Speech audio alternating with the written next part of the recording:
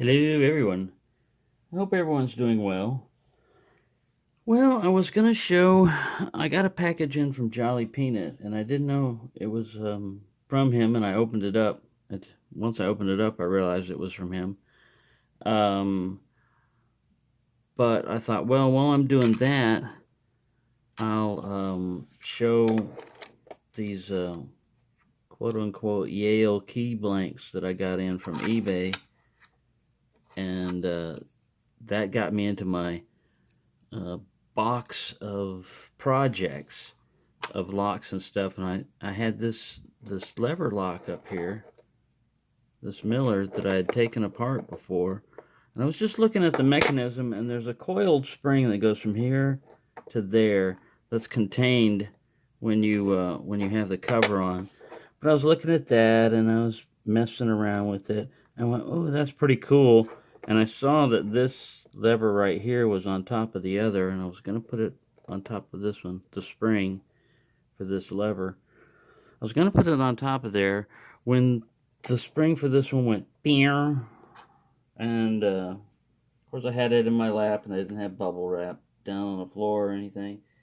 And it's a metal spring, so I should be able to find it with a magnet, but still, I got on my hands and knees and I've been looking down there. I'm still kind of like, because springs can go anywhere, and this one was, about like an inch long, maybe a little bit more, so it's not a small spring, but I did the damn floor search. It's not a nice shiny spring. It's kind of a brownish rust kind of colored. Kind of matches the inside of this. Anyway, that's part of the fun that you get with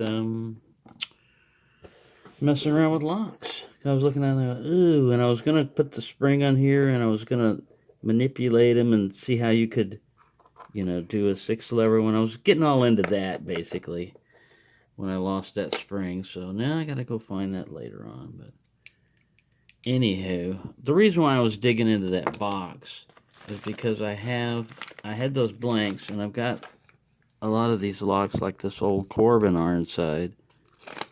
It has a really cool shackle and everything on it.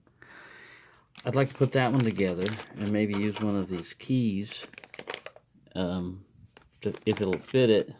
And I have another Yale Ironside, so that's all it needs is a key. So anyways, that's what I was doing, but let me show you what I got in from Jolly Peanut. He sent me this master lock, puck lock. He sent it locked, but I raked it open already. And here's how you remove the core. That's just the limiter right there. Well, when I first put my hex key in it, it was starting to round out. It wasn't getting it. So some little tricks you can do. Sometimes it works. As I took this little hammer and I just tapped on the screw head a little bit, and it freed it up basically, and it came. Now it's going to come right out. But I thought I'd go ahead and lock that back up and try to rake it open for you while we're doing all this. I think I used just a standard tension wrench. These are pretty heavy locks. This is an M736. I was messing around with it, trying to single pin pick it, but like I said, it's heavy. If you do it in the hand and everything, you gotta have something to rest it on, unless you're some young whippersnapper that has no problem with hand cramps and stuff. Ooh, I'll show you the other locks too that he sent. One is an American 1100 with a name tag on it. I'll show you the name tag. And commercial master lock number 1 or 3. This guy just Bogata'd him open. I haven't tried. Let me give that double peek and see if the double peek works better.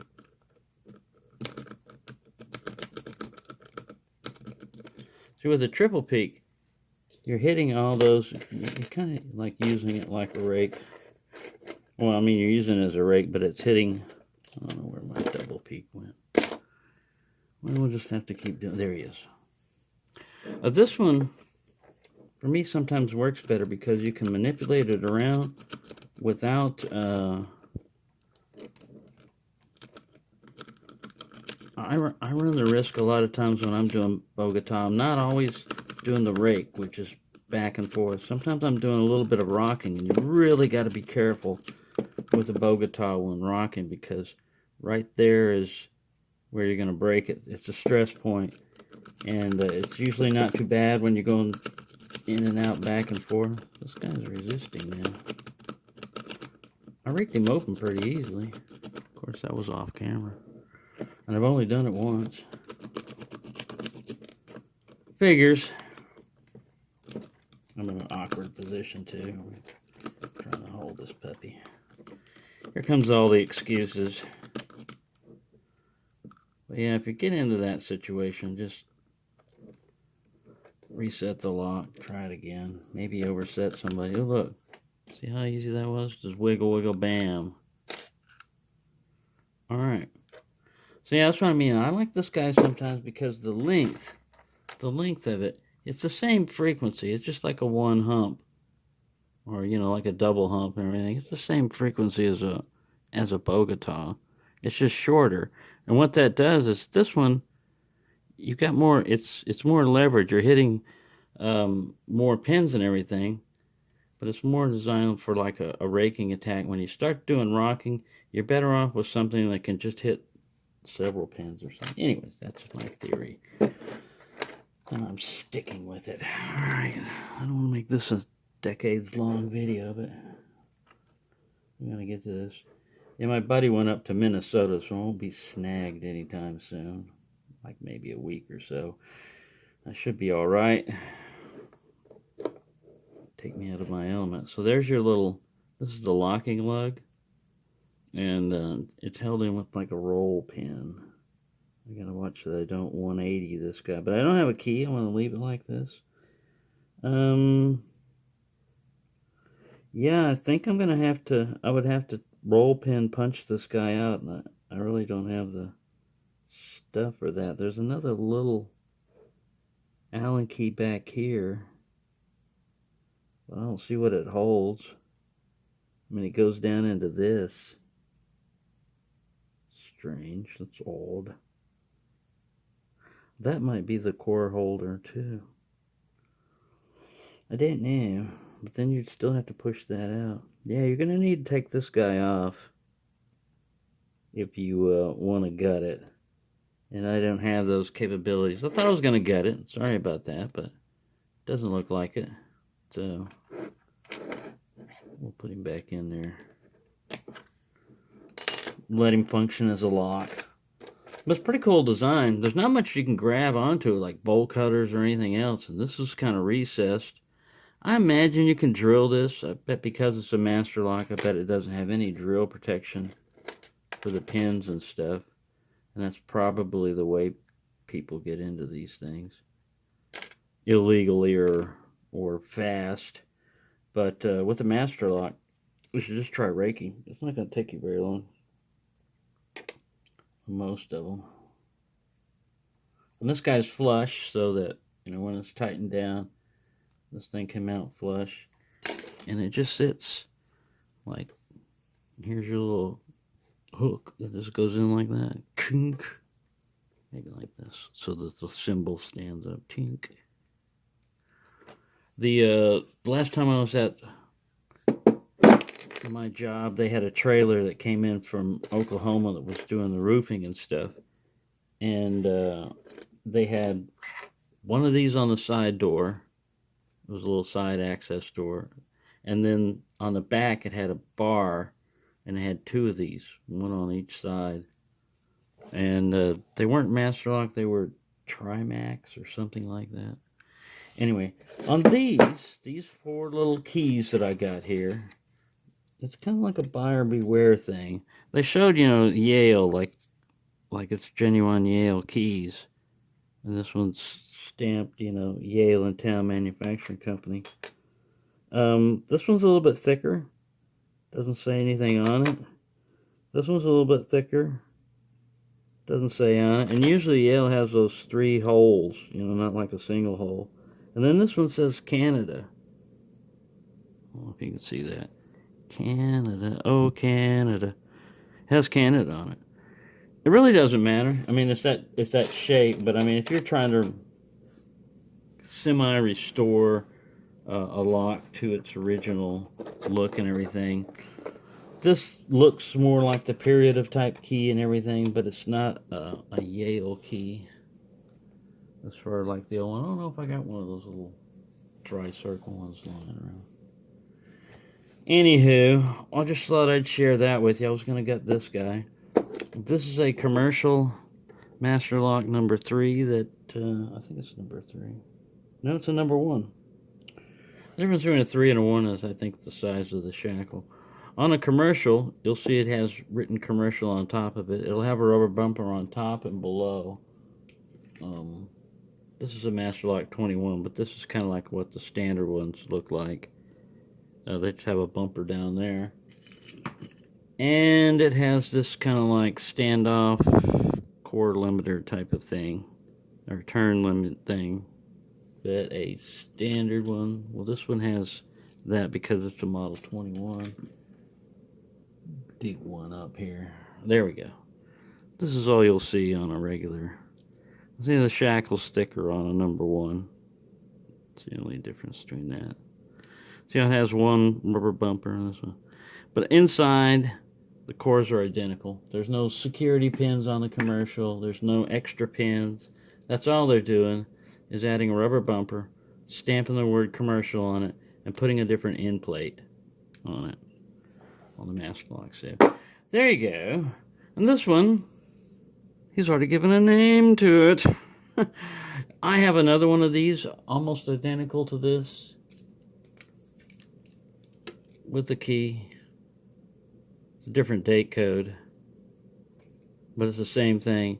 And it also is a huge pain to pick.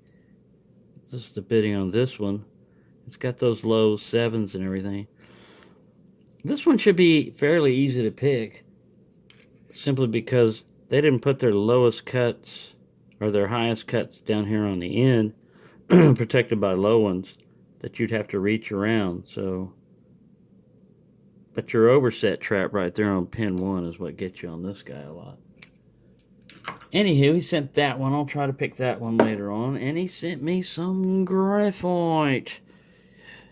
Graphite I like to use on like older locks and stuff that I'm not going to mess around with, but it can be messy. You can put it on doors and hinges and stuff too. It just kind of like tends to spread around everywhere.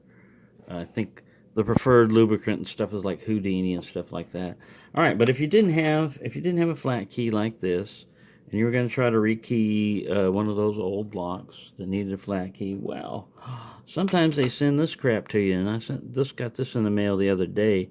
It's basically a flat key, but it was made for an auto dealership. You know, come stick this key in the car and see if you win a new Kia or whatever the hell they were giving away.